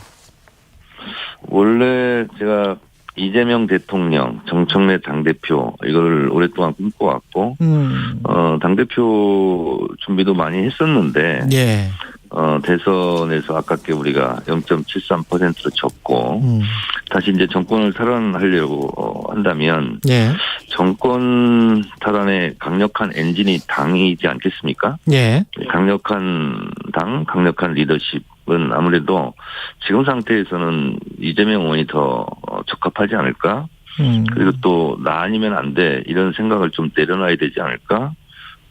그리고 저는 뭐 역할이 중요하지 높은 자리 낮은 자리를 원래 가리지 않고 다 했었는데 예. 이번에는 최고위원에 다시 한번 도전하는 게 맞겠다 이렇게 생각을 했습니다. 이재명 당 대표의 정청래 최고위원 어떻게 보면 이제 뭐 러닝메이트 같은 성격으로 출마했다 이렇게 볼 수도 있나요? 뭐 보시기에 따라서 그렇게 보실 수는 있겠는데요. 예. 한번 대화를 해보니까 당 개혁, 당 혁신 방안에 대해서는 저하고 조금도 다르지 않더라고요. 누구와? 이재명 의원과? 네네. 예. 그래서 힘을 합쳐서 한다면 강력한 당을 만들어서 정권 탈환을 하는데 다시 한번 당을 좀 강하게 만들고 유능한 정당으로 만들어서 다시 한번 5년 후를 기약해 보는 게 좋겠다 이런 생각이 좀 들었습니다. 지금 최대 15명까지 나올 수 있다. 언론 보도는 그런 것 같은데 8명을 네. 추리는 거잖아요. 최고위원은. 네, 그렇습니다. 컷오프는 자신하시고요. 선거의 앞에 두고 출마자가 가장 약자거든요. 예. 최선을 다하는 거고요. 그리고 제가 이제 의원님들하고 쭉 통화도 해보고 원외 지역위원장님 통화를 많이 해봤는데 일단 저한테 아니 당대표 나와야지 왜 최고위원 나오냐 이런 말씀을 또 우리 앵커하고 똑같이 막 묻더라고요. 그래서 네. 제가 최고위원도 한번 문재인 대표 때 제가 당 대표를 자임하면서 한번 했는데 그래 하셨던 것 같아요. 예. 네. 그때 그거 하다가 또 제가 공경에 빠지고 또 징계도 먹고 이렇게 해서 그때 제대로 못했다. 이번에 제대로 하련다 이제 이렇게 막 설명도 드리는데 우리 당의 가장 큰 지금 개혁 혁신의 과제가 당원들이 당을 자부심을 좀 덜 느끼고 있거든요. 그래서 당원들이 당을 사랑하고 당원들이 당을 자부심 있는 정당이라고 할 수 있는 당원이 주인이 되는 정당 이걸 만들자 하는 것이 제 최대 지금 슬로건입니다. 최고위원 출마자들을 이렇게 쭉 놓고 네. 또 언론이 분명히 이제 그렇게 이야기할 거잖아요. 친문, 친명, 삼지대까지 이야기할까요? 여러 가지 이분법으로도 이야기하고 그럴 텐데 이게 이제 당내 분위기도 실제로 그런 그 적대시하는 대결 구도, 어떤 배제 구도 이런 것들이 있습니까? 이제 여의도에 갇힌 갈라파고스 같은 그런 고립적인 사고 방식이거든요. 예. 그리고 언론의 그 악의적인 저는 프레임이라고 생각하고요. 당원과 지지자 국민들은 이미 문재인 대통령을 지지했던 분들은 당연히 대선 후보인 이재명 후보를 다 지지하는 거죠. 다시 말해서 친문이고 친명인 거거든요. 예. 그래서 지금 지지자와 당원들은 다 이동해 있어요. 근데 아직도 이별의 끝을 부여잡고 개파의 끝을 부여잡고 있는 국회의원들 몇 명이 지금 문제인 거예요. 일종의 문화지체 현상입니다. 국회의원들 몇 명이 문제다. 네네. 그렇습니다. 예. 그 출마 선언하시면서 그러면 그 의원들도 근데 참 다 포용하고 같이 가야 되는 건 맞잖아요. 민주당 혁신과 쇄신에서. 네, 뭐 당연합니다. 근데 네. 이제 혁신과 개혁을 하면 아무래도 개인적인 손해를 보는 분들은 좀 불편한 마음이 있지 않을까 이런 생각이 좀 들거든요. 그래서 예를 들자면 제가 지금 주장하고 있는 게 이런 거잖아요. 예. 대통령 직선제 투표를 우리가 지난 대선 때 하지 않았습니까? 그랬죠. 그러면 대통령도 한 표, 국민도 한 표잖아요. 예. 이게 당연한 민주주의 투표 정신 아닙니까? 근데 당대표를 뽑는데 당대표도 한 표, 국회의원도 한 표, 당원도 한 표 이게 아니잖아요 지금. 그렇죠. 그러니까 예를 들자면 예. 중앙대의원 한 표가 권리당원 53표라는 거 아닙니까 지금? 그렇다면서요. 예. 그런데 그 국회의원 지역구별로 45명의 안팎의 중앙대의원이 있어요. 거의 국회의원이 뽑는 거거든요. 그렇더라고요. 예. 그러면 53표 곱하기 45명 그러면 2,400표나 돼요. 국회의원 한 명이? 국회의원 한 명이 2,400표를 영향력을 행사하는 거죠. 권리당원은 2,400표. 권리당원의 2,400표에 맞먹는 중앙대의원 45명, 한 명당 53표로 계산되니까 예. 2,400표 정도 영향력을 행사하는 거예요. 예. 근데 만약에 대통령 선거에서 어떤 사람이 힘 있다고 해서 돈 있다고 해서 2,400표 정도를 행사한다. 용납이 되겠습니까? 우리 당이 지금 약간 그런 실정이거든요. 그래서 당내 민주화 정당 개혁을 제가 주장을 하는 거고 그래서 제가 당원대표 최고위원이 돼서 예를 들면 전당대회 당대표를 뽑을 때 당대표도 한 표, 국회의원도 한 표, 당원도 한 표인 정당을 만들어야 되겠다. 민주정당이라야 강한 당이 다 저는 이렇게 생각을 하거든요. 최고위원이 되면 당원 중심의 당이 되도록 하겠다. 그렇게 룰도 바꾸겠다 이런 말씀이시네요. 네, 그렇습니다. 근데 이제 이런 우려도 있단 말이죠. 그 민주당이 강경 당원들에 의해서 그러면 이제 자꾸 이렇게 수웨이가 되는 그 왔다 갔다 하는 게 그러면서 휩쓸려 다니는 게 아니냐. 그래서 네. 국회의원들까지 할 말을 못 하는 게 아니냐. 뭐 이런 팬덤 현상에 대한 우려 이런 것들은 어떻게 생각하십니까? 아니 강경 국민이 있다고 쳐요. 예. 강경 국민한테는 투표권 주면 안 됩니까? 그건 아니잖아요. 그렇지. 예. 그건 아니죠. 예. 그래서 일종의 이제 뭐 욕설하고 문자하거나 이런 분들 때문에 이제 도매금으로 다 그런 분들까지 그러시는 것 같은데 그래서 제가 그랬어요. 욕설 문자하거나 이런 것은 자제해야 되고 그건 잘못된 거다. 그러나 열렬 지지한다고 해서 저는 강성 지지라고 생각하지 않거든요. 열렬 지지라고 해서 그분들을 배제하면 되겠냐. 민주주의 사회가 아니다. 이렇게 생각하는 거고요. 대통령이 간선제일 때 통일주체 국민회의 10,000명이 체육관 선거할 때는 10,000명만 신경 쓰잖아요. 대통령 되려고 하면. 예. 국민 직접 투표가 되니까 국민들 전체를 신경 쓰는 거 아닙니까 대통령이. 그렇죠. 마찬가지로 네. 당대표나 최고위원도 당원 전체가 뽑으면 당원 전체의 눈치를 보지 않겠습니까? 네. 그런데 그게 아니라 예를 들면 특정인 몇몇 세력 뭐 몇몇 국회의원들에 의해서 당 지도부 선거가 좌지우지되면 그분들만 신경 쓰면 되잖아요. 그래서 당 지도부와 당원들이 지금 굉장히 거리가 먼 거예요, 지금. 근데 그걸 고치자는 겁니다. 결국은 뭐 민주당도 수권 정당으로서 집권을 하기 위해서 존재를 하기 때문에 그렇다면 국민 여론도 신경을 안 쓸 수가 없는데 당원으로만 투표를 해서 뭐 당대표 뽑고 최고위원 뽑고 그렇게 되면 그 국민의힘처럼 가령 뭐 여론조사 50 뭐 이런 식으로 해가지고 국민 여론을 좀 반영해야 되는 것 아닌가 그런 지적도 있거든요. 저도 궁극적으로 권리당원 50, 일반 국민 50 이렇게 가는 게 맞다고 봐요. 아, 그게 맞다. 예비경선 컷오프든 본선거든. 근데 지금 가는 과정이지 않습니까? 자, 그런데 국회의원 170명 의견과 예를 들면 170만 명 당원 의견이 어디가 더 정답이겠습니까? 저는 예를 들면 우리가 지금 권리당원이 뭐 100만 명이 넘는다고 그러고 일반 당원까지 하면 300만 이렇게 된다고 그러는데 그 정도 되면 그 정도 당심은 민심과 저는 더 일치한다고 보는 거거든요. 예. 오히려 국회의원들 170명 생각보다. 그래서 당원, 민주당원 뭐 한 300만 명 일반 당원까지 합치면 그 정도 된다고 그러는데 그 정도면 국민의 생각과 거의 똑같다 이렇게 생각합니다. 그래서 당원들의 마음을 쫓아가는 것이 그것이 민주주의 민심을 떠받드는 길이다 이렇게 생각합니다. 이재명 당대표가 됐었을 때 그 사법 리스크 또는 사정 정국에서 오는 그 극한 대치, 당내 갈등 이런 것들은 어떻게 생각하십니까? 뭐 국민의힘이 그렇게 자꾸 몰아가려고 하는 것 같은데 우리 당내에서도 거기 동조하는 것 같아서 저는 좀 안타깝긴 합니다만 어쨌든 이재명 의원에 대해서 개인에 대해서 뭐 돈을 먹었다 이런 게 하나도 나오지 않고 있지 않습니까? 그래서 이재명 잡아가려고 그러면 왜 잡아가냐 같이 싸워야지 있지도 않는 실체적인 공격을 가지고 허상의 공격을 가지고 미리 그걸 가지고 리스크가 있다 이런 식으로 얘기하는 것은 저는 반대합니다. 97그룹 의원들 지금 당대표 출마한 분들 같은 경우에 이제 민주당 혁신을 이루겠다고 약속을 하고 있잖아요. 이분들의 혁신과 정청래 최고위원 출마자의 혁신은 다릅니까? 저는 그분들이 당원이 주인되는 정당을 만들겠다, 강한 민주당을 만들겠다 하는 어떤 비전을 저는 아직 보지는 못했고요. 어떤 생각이 있는지는 모르겠는데 저는 나이를 가지고 우리가 교통사고 나면 보통 마지막에 너 나이 몇 살이야 이렇게 얘기하는 것처럼 무슨 전당대회 너 나이 몇 살이야 몇 학번이야 69년 12월 31일까지는 다 빠져. 우리 70년 1월 1일부터만 자격이 있어.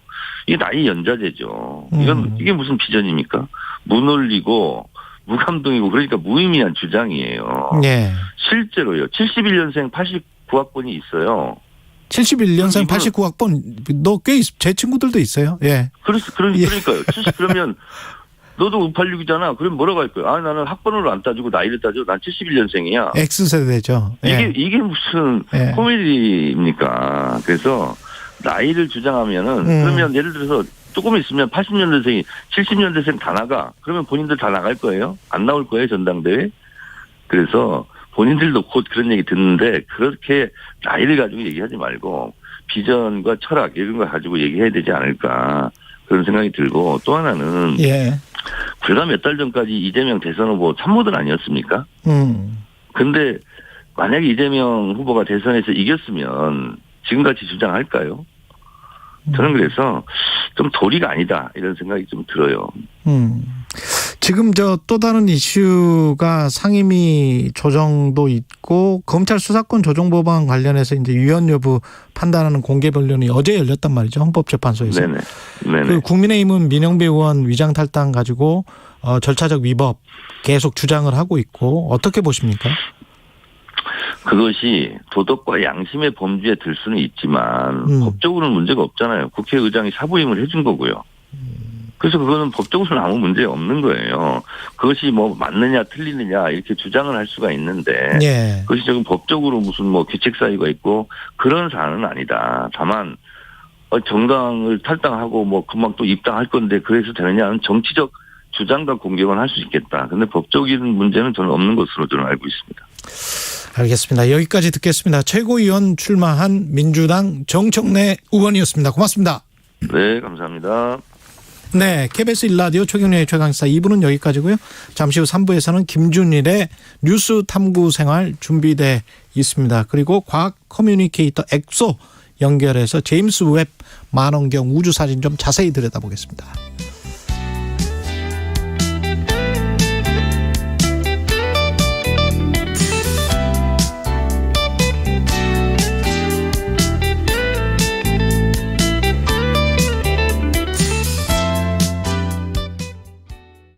잠시 후 8시 반부터 일부 지역국에서는 해당 지역 방송을 보내드립니다.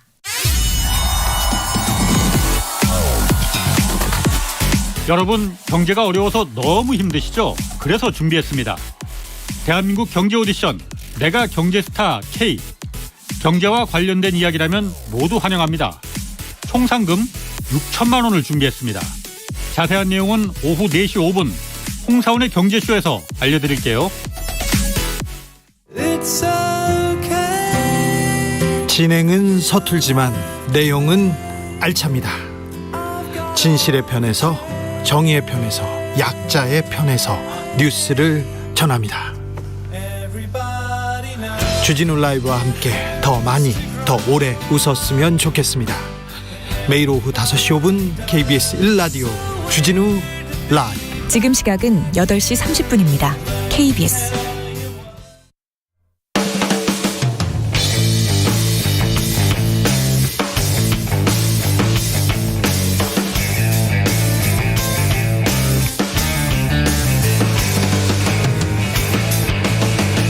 최경영의 최강 시사.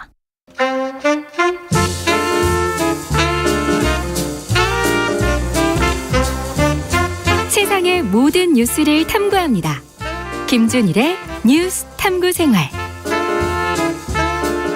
네, 화제가 되는 이슈를 깊이 있게 파헤쳐보는 뉴스 탐구 생활. 세상 모든 것이 궁금한 남자 김준일 뉴스톱 대표 스튜디오에 나와 계십니다. 안녕하십니까? 안녕하세요. 예, 오늘은 이상한 변호사 우영우. 예. 아, 저도 봤어요, 지금. 이게 저 빠져들던데. 제 그 페이스북 타임라인에는 네. 난립니다. 난리, 저도 예. 그래요. 네. 그러니까 네. 좀 헤어질 결심하고 헤어질 결심과 네. 이상한 변호사 우영우 이 네. 얘기로 했는데 네. 차이가 있다면은 헤어질 결심은 마니아들만 봐서 곧 종료한다고 하고 안타깝게 마니아들 그리고 이제 배우자와 함께 보면 예. 별로 그 분위기가 안 좋다고 합니다. 예. 헤어질 결심은 마음 먹고 혼자서 보십시오. 제 아내가 혼자 보고 왔는데요. 예. 예. 불륜 기사로 요즘 열심히 찾아보고 있다고 합니다. 예. 예. 우영우. 예. 뭐 누구는 야 그거 봤어? 이상한 그 변호사 우병우 있잖아. 뭐 우병우는 아니고요. 예, 우병우 아니고 우영우입니다. 뭐 그분도 약간 이상한 법조인이긴 했어요. 예. 하여간 예. 이상한 변호사 우영우. 앞으로도 우영우, 뒤로도 우영우입니다. 예. 그래서 이 자폐죠. 자폐를 가진 그 이제 이 캐릭터가 뭐 사법고시였나요? 사법고시 아니라 로스쿨에도 1등하고 그렇죠. 그러면서 수석 졸업하고 학점도 4.3 만점에 4.3 맞고 예. 그래서 이제 법무법인에 들어가서 변호사로 활동한다는 내용인데 글쎄요. 이게 비현실적이다, 뭐 현실적이다 이런 갑론을박도 기사도 많이 나오고 그렇죠. 최근에 그러고 있더라고. 그래서 어떤 부분이 좀 문제라면은 문제가 있는지 그리고 어떤 게 긍정적인지 좀 짚어보려고 했습니다. 네.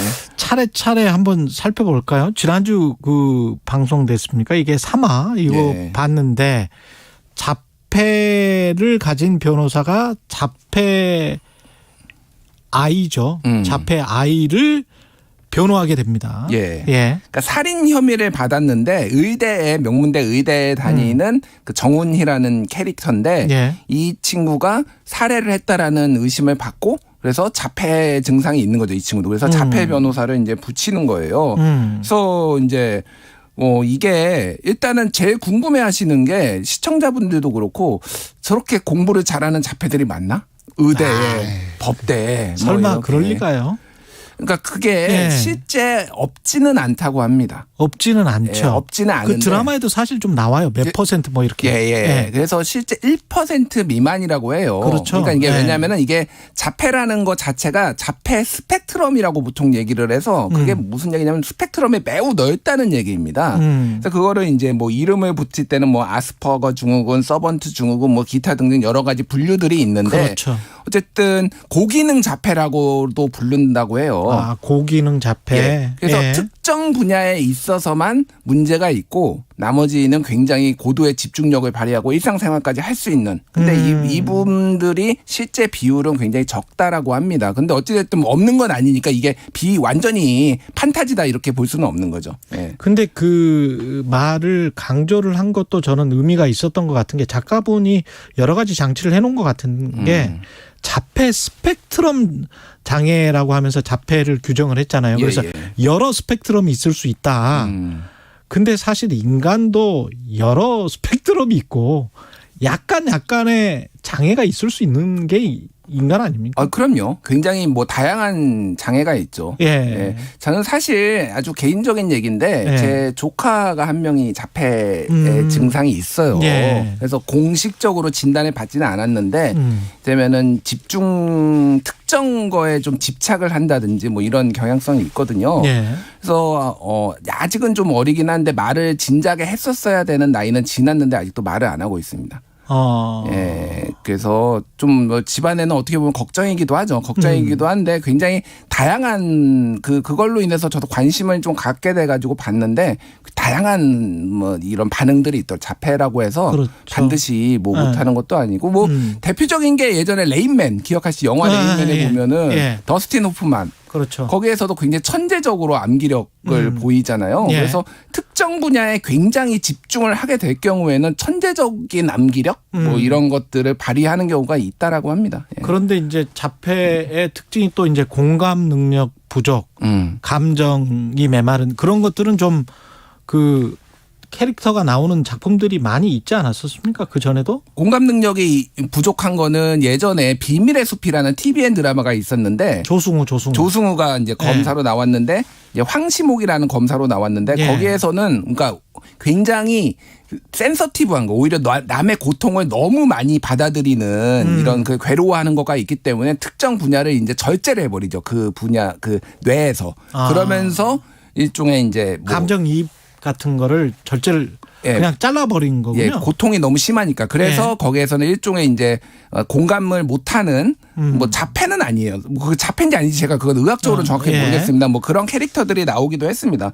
어쨌든 그래서 언어 장애, 충동 행위, 신지체적 동반 지적 능력, 중증도 이런 것들에 따라서 굉장히 범위가 넓다. 그런 부분에 대해서 이 드라마가 우리에게 시사점을 던져줬다. 그런 것도 우리가 잘 모르는 분들이 있으니까 그런 것들을 좀 알게 해준데 분명히 좀 사회적으로 좋은 영향이 있지 않았나 그렇게 보여집니다. 그런 부작용이나 다른 약간 부정적인 부분들을 다루기 전에 그 전에 최근에 이제 우리들의 블루스도 있었지 않습니까? 한지민 씨 쌍둥이 언니 실제 발달 장애를 가진 장애인 배우였습니까? 예, 실제 유명하신 분이고요. 배우 경력으로 따지면 한 17년 된다고 합니다. 그래서 예전에부터 2006년에 정은혜 씨라고 굉장히 데뷔 17년 차 배우인데 이미 2006년에 개봉한 영화 5개의 시선 여기에서 단편 언니가 이해하셔야 돼요. 여기로 이미 데뷔를 했고요. 그 외에도 다운증후군 캐릭터들을 여러 개 이제 소화를 했죠. 이건 이제 다운증후군이라서 또 약간 좀 다른 영역이긴 한데 어쨌든 근데 일상생활에서 하는 거는 불편함이 없는데 가장 무섭고 힘든 거는 다른 사람들의 시선이 가장 힘들었다라고 언론 인터뷰에서도 이제 봤습니다. 그래서 여기에서도 굉장히 연기를 잘하고 본인이 그 어머니도 이제 그 유명하신 그 장차연 씨인가요? 그 어머니도 같이 이제 방송에 나와서 얘기도 하는 걸 봤는데 그림을 굉장히 본인이 잘 그리니까 그림을 그리는 것에 화가가 돼가지고 이때 특정 분야에 있어서 이제 두각을 나타내는 경우 그런 경우가 많죠. 그래서 한국에도 장애인 배우들이 꽤 있어요. 연극판 같은 경우에는 뇌병변 장애 배우 길별은 님도 있고요. 그 다운증후군 배우 강민위 이런 분들도 있어서 한 20년 동안 연기를 이제 하는 경우도 많습니다.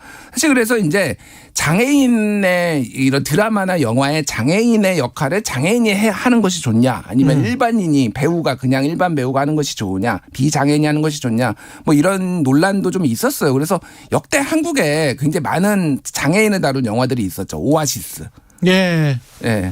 그렇죠. 문소리 씨가 그렇게 나왔고 7번방의 선물 같은 경우에도 유승용 씨가 이를테면 정신지체가 있는 그리고 아빠로 나왔죠. 그 마라톤 이거는 실화를 바탕으로 한 거죠. 그렇죠. 그래서 조승우 씨가 이렇게 해서 워낙 이제 연기를 잘한 케이스들도 있고 해외에서도 이를테면은 뭐 그렇게 연기 잘 아까 전에 얘기했던 포레스트 검프의 톰 행크스라든지 톰 행크스, 이제 뭐 더스틴 호프만이라든지 이런 경우가 있는데 최근에는 어쨌든 미국도 그렇고 한국도 그렇고 장애인이 직접 이렇게 나와서 장애 배우를 연기를 하는 건데 대표적인 게 올해 그 아카데미 3관왕을 차지한 영화가 있어. 코다라는 영화가 있거든요. 예. 이게 내용이 뭐냐면은 농아 그러니까 이게 말을 이게 말을 못하는 가족들이 모여서 사는 약간 해프닝이 벌어지는 건데 거기에서 실제 이 장애인이 나왔어요. 그래 모든 배우가 다 농아 이제 장애인은 아니었고요.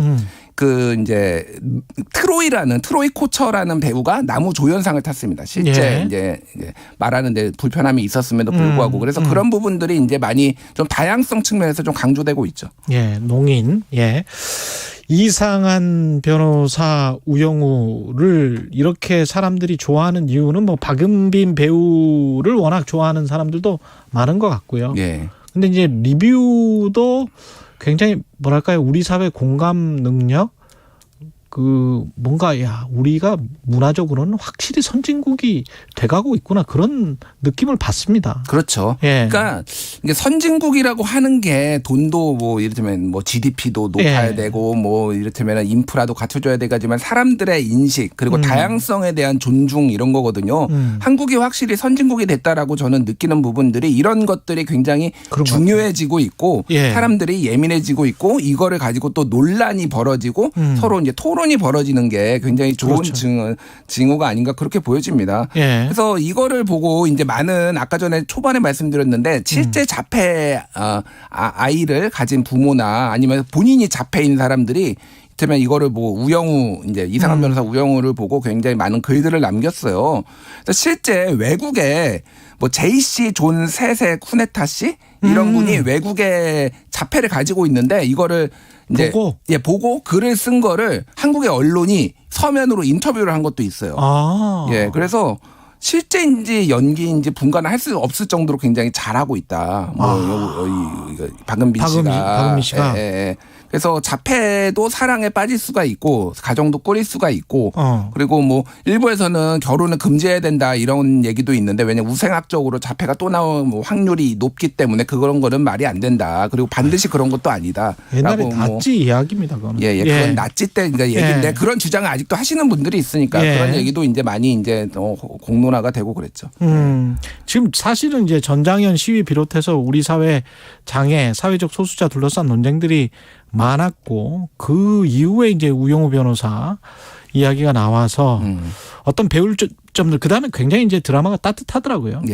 비장애인 로펌 식구들도 굉장히 따뜻한 모습들이고. 그런데 이거에 있어서는 사실 판타지라고 말씀하시는 분들이 좀 있어요. 왜냐하면 우영우 변호사가 판타지가 아니라 우영우를 대하는 그 선배 변호사 뭐 정명석 변호사라든지 뭐 옆에 사람들이 너무 착하다. 너무 착하고 너무 인내심이 많고 아니 세상에 이렇게 좋은 동료들이 있어? 현실은 그렇지 않을 텐데 이렇게 말씀하시는 분들도 있는데 저도 약간 공감하는 바예요. 너무 좀 착하게 그려지지 않나 그런 부분들이. 그리고 이거는 좀 번외인데 이거를 보면서 한 20대 이제 제 지인의 아들 얘기에 그 얘기를 들었는데 뭐냐면은 여기에서 나쁜 짓 못된 짓 하는 사람들은 다 차갑게 구는 사람들은 다 남자고 여자들은 다 이 우영우를 이해를 착하게 얘기하고 왜 남자들은 항상 이렇게 그려지냐 이게 문제다라고 약간 그런가? 20대 남성의 젠더 감수성 이제 역차별을 주장하시는 분들은 그런 얘기도 하더라고요. 다른 관점으로 동료 변호사 중에서 계속 그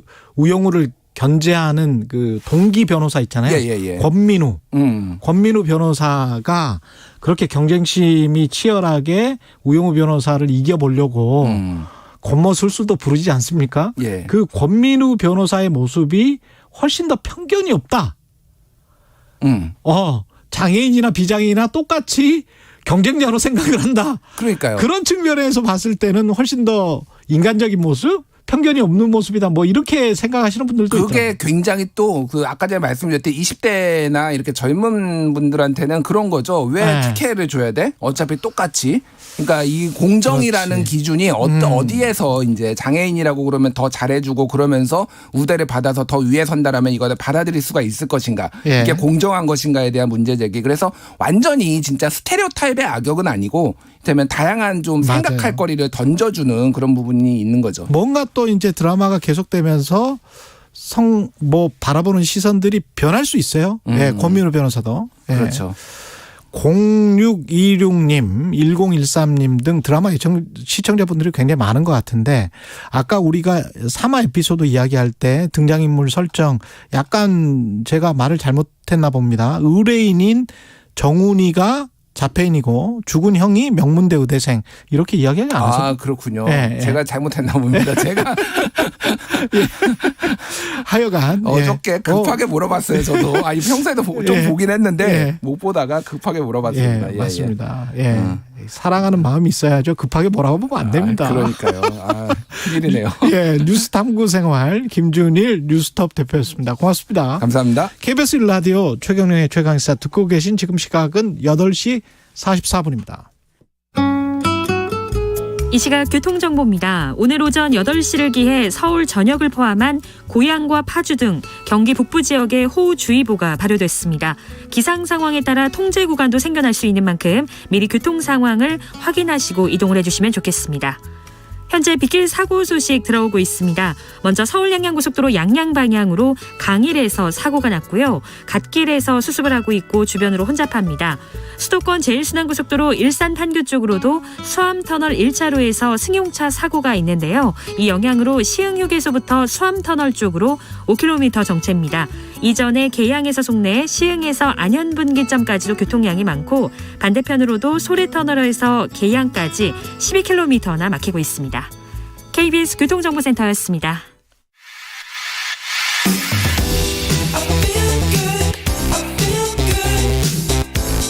세상에 이익이 되는 방송 최경영의 최강시사.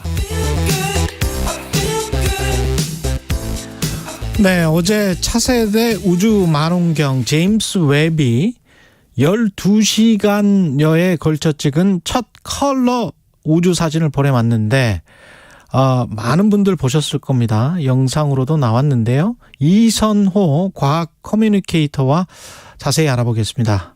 안녕하세요. 안녕하세요. 과학 커뮤니케이터 엑소 이선호라고 합니다. 반갑습니다. 예. 엑소의 가수 엑소가 아니고 과학 커뮤니케이터 이선호 엑소입니다. 그죠? 네네, 맞습니다. 예. 과커 엑소라고 제가 예명으로 활동을 하고 있습니다. 예. 이 사진 봤는데 일단 멋있다. 황홀하다. 경이롭다. 근데 저게 뭐지? 뭐 이런 생각이 들던데. 예. 예. 하나하나 의미를 좀 설명해 주실 수 있어요? 우선은 제가 오늘 공개된 사진들에 대한 핵심을 간략하게 설명을 드릴 건데, 예. 기존에 일단 당연히 우주 사진들이 많이 공개가 되지 않았었습니까? 그랬죠. 결국에는 제임스 웹이라는 우주 망원경이 이전에 역할을 하던 망원경이 있었습니다. 그래서 허블 망원경이라 그래서 그 망원경 같은 경우는 1990년에 쏘아 올려져서 원래 예상 수명은 10년이었거든요. 예. 근데 그러면 이제 수명으로 치면 2000년대 초반에 퇴역을 했어야 되는데 지금까지도 작동을 하고 있는 거죠. 바꿔 말하면은 이 사람으로 치면 노안의 눈을 가진 사람이 계속 무언가를 바라보니까 한계가 있었던 건데 이번에 제임스 웹이라는 새로운 눈이 우리에게 생기지 않았습니까? 네. 그래서 기존의 허블이 똑딱이 수준의 카메라라면 제임스 웹 같은 경우는 이제 전문가분들이 쓰는 대포 카메라 정도의 성능을 가지고 있고 이번에 실제로 이렇게 괄목할 만한 사진들을 얻었다라고 볼 수 있죠. 그 제임스 웹은 어디서 사진을 찍은 거예요? 지구 위에서 찍은 거예요? 제임스 웹 망원경 같은 경우는 지구 안에서 망원경, 전파 망원경이라든가 이런 거를 설치를 하면은 지구의 대기 같은 걸 통해서 가려지기 때문에 제대로 선명한 사진을 볼 수가 없습니다. 예. 그래서 허블 망원경 같은 경우도 지구 바깥쪽 우주에서 사진을 찍었고, 이제 제임스 웹 망원경 같은 경우는 이제 라그랑주 포인트라 그래서 달보다 지구랑 달 거리보다 약 4배 더 먼 거리가 있어요. 그래서 그 굉장히 먼 우주 쪽에서 다양한 그런 방해물 없이 적외선 영역대로 다양한 우주의 깊은 멀리 떨어져 있는 은하라던가 다양한 천체들을 이제 관측을 할 수 있는 거죠. 뭘 찍었습니까? 우주를 찍은 거겠죠. 우주를 찍었는데 한 5곳을 지금 공개를 했다는데. 네네. 예, 어떤 사진들이었죠? 네, 정확하게는 4곳을 찍었고 그리고 한 곳은 외계 행성에 대한 분석 분석 결과를 공개를 한 건데요. 예. 간단하게 설명드리자면 이제 바늘 구멍보다 좁은 지역을 찍어서 그 좁은 지역조차에도 얼마나 우주에 많은 은하들이 있는지를 본 것 사진. 그게 첫 번째 날에 이제 공개가 된 거고요. 이제 두 번째는 별의 죽음을 볼 수 있는 이제 행성상 성운이라는 곳을 관찰을 했고요. 잠깐만요. 그러니까 바늘보다 좁은 지역을 찍어서 얼마나 많은 은하가 있는지. 그렇죠. 별이 아니고. 많은 분들이 약간 이게 이해가 안 가실 수도 있는데 예. 여러분들이 하늘을 보면은 너무 넓은 밤하늘 있지 않습니까? 그렇죠.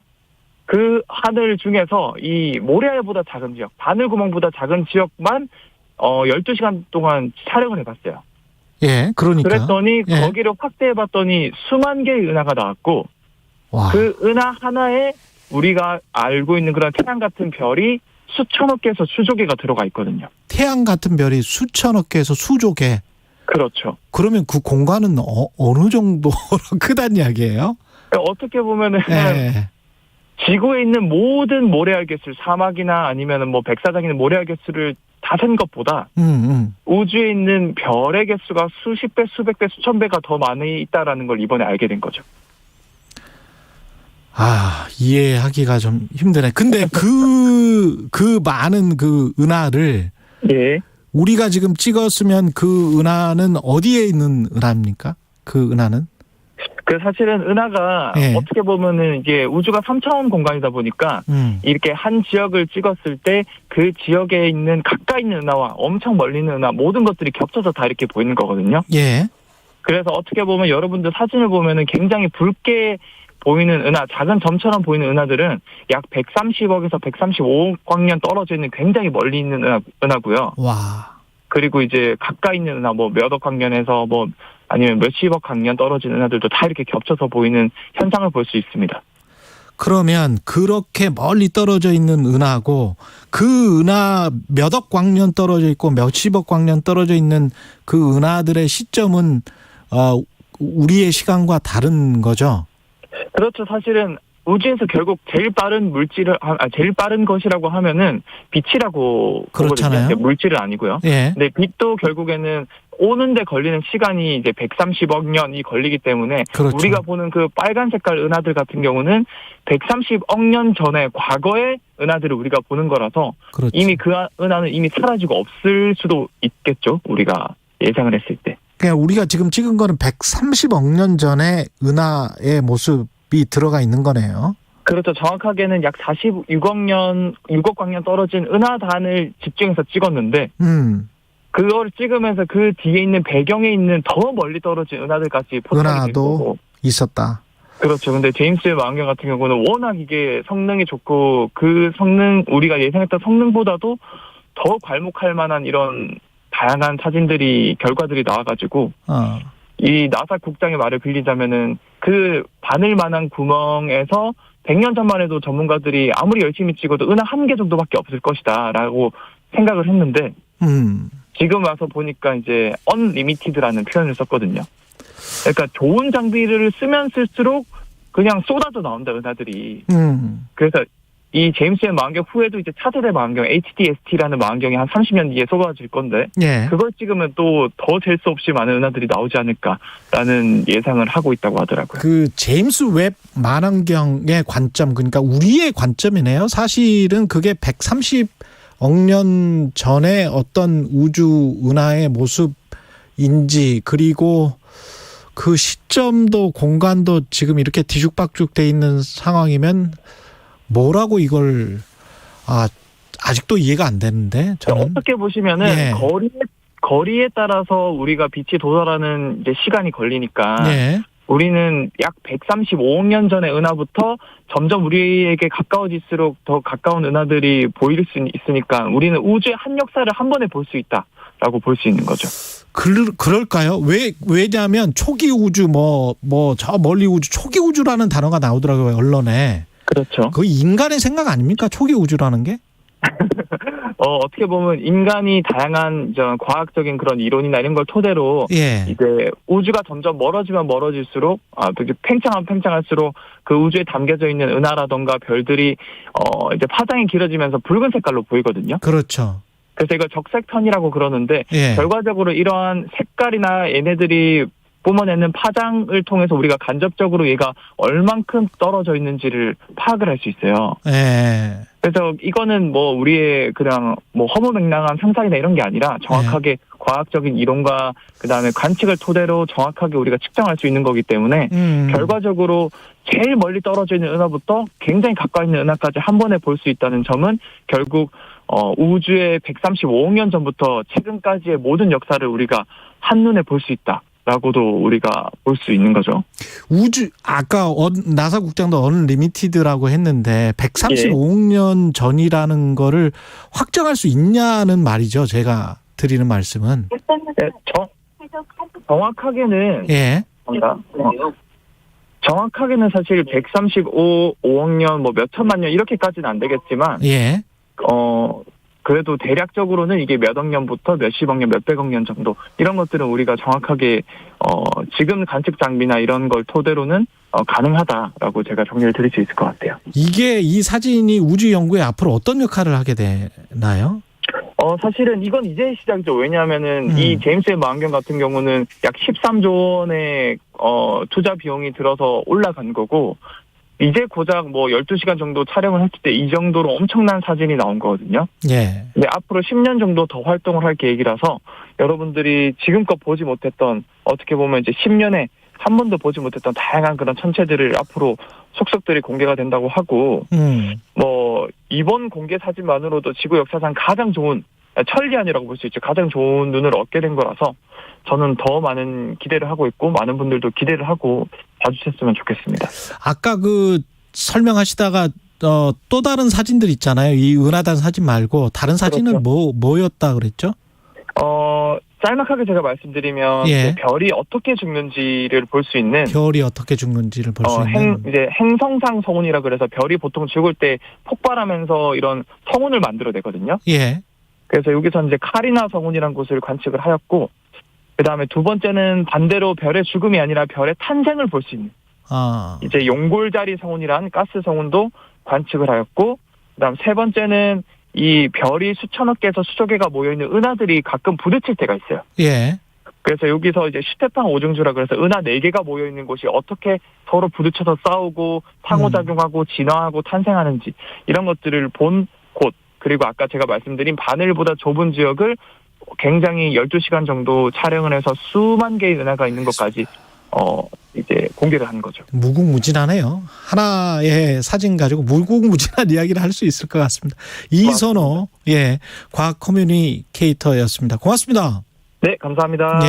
7월 13일 수요일 KBS 1라디오 최경영의 최강 시사였고요.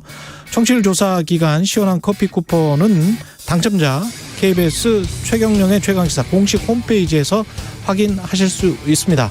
내일 아침 7시 20분에 다시 돌아오겠습니다. 고맙습니다.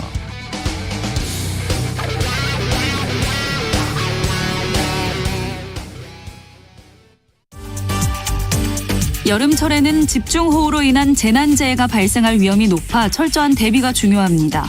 집중호우가 시작되면 차량 속도를 줄이고 물에 잠긴 도로, 지하차도, 교량 통행 시